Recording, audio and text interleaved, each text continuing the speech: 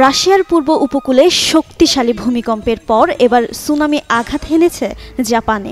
দেশটির উত্তরাঞ্চলের হোক্কাইডোর হাসানাকি বন্দরে প্রথম ঢেউ আঘাত হানে। জাপানের সংবাদ মাধ্যমের খবর অনুযায়ী হোক্কাইডোতে ৩০ সেন্টিমিটার বা প্রায় ১ ফুট উচ্চতার জলোচ্ছ্বাস হয়েছে। জাপানের অন্যান্য এলাকাতেও সুনামির সতর্কতা জারি হয়েছে।